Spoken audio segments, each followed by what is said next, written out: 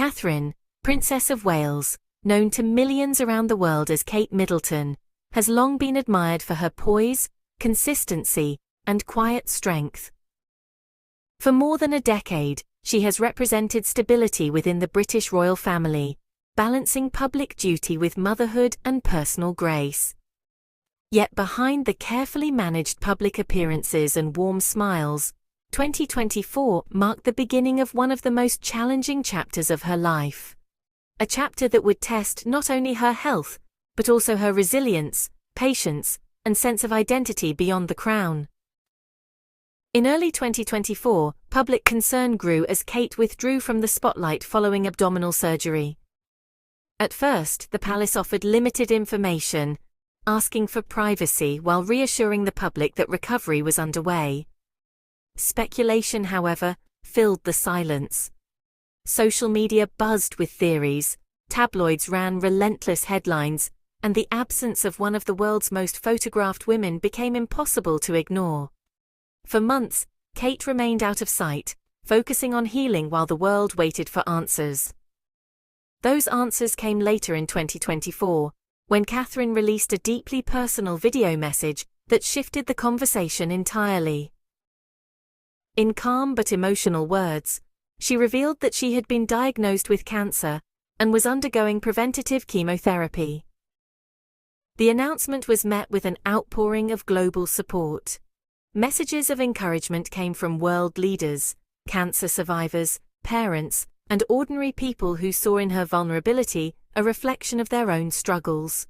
For the first time, the Princess of Wales was not speaking as a royal figurehead, but as a human being facing fear, uncertainty, and the physical toll of treatment. Chemotherapy is often described as a battle, but for many, it is more accurately a test of endurance. Catherine's treatment required stepping away from public life almost entirely.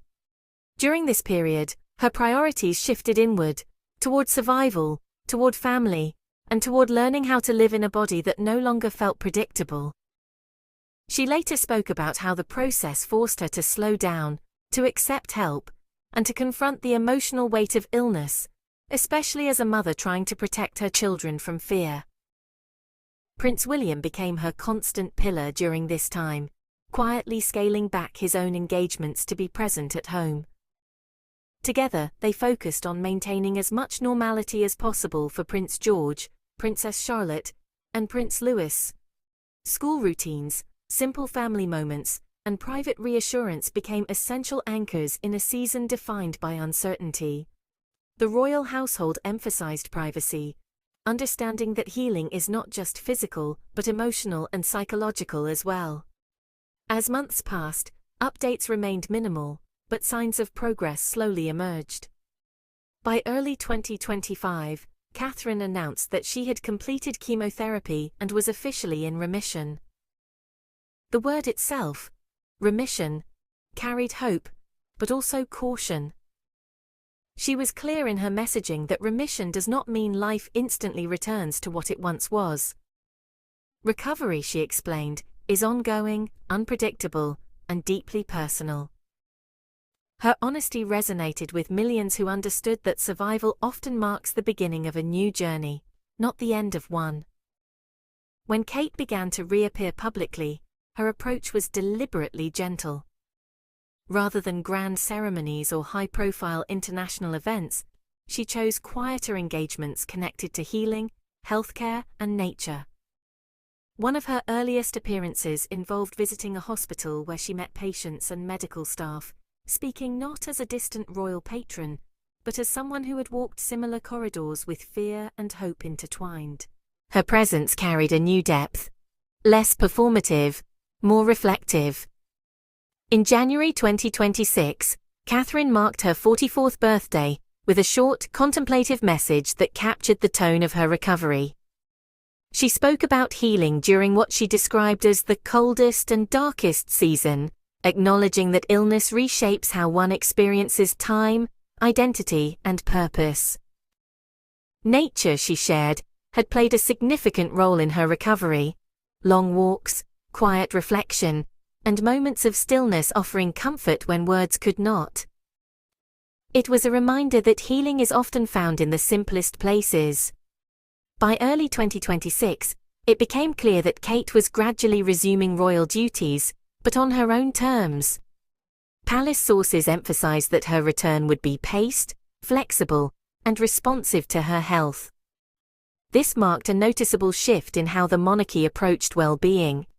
Rather than pushing for immediate visibility, there was an understanding that sustainability mattered more than symbolism. Catherine's health was no longer treated as a temporary interruption, but as a priority deserving long-term care. Public reaction to her return was overwhelmingly supportive. Crowds greeted her with warmth rather than expectation, applause rather than pressure. Many saw in her journey a reflection of their own experiences with illness, the fear of diagnosis, the exhaustion of treatment, and the slow rebuilding of strength afterward. Kate's openness helped normalize conversations around cancer recovery, particularly the emotional aftermath that often goes unseen. What makes Catherine's story especially powerful is not just her survival, but her vulnerability.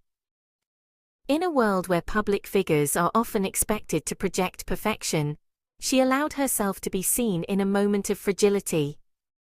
She did not frame her experience as heroic or triumphant, but as difficult, humbling, and ongoing. That honesty transformed her image from a symbol of royal composure into one of quiet courage. Her journey also reshaped her public role.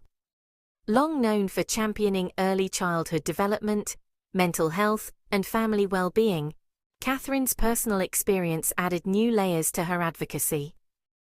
Health, recovery, and emotional resilience now carry deeper meaning in her work. Her engagements reflect empathy born from lived experience rather than obligation. Importantly, Kate has never positioned herself as fully recovered in the conventional sense. She continues to speak about listening to her body, respecting limits, and embracing rest when needed. This message challenges the common expectation that survivors should quickly return to productivity and normality.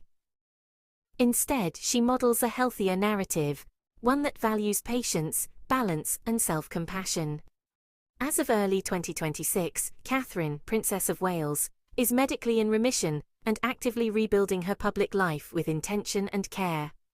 She remains present but not overexposed, engaged but not overwhelmed.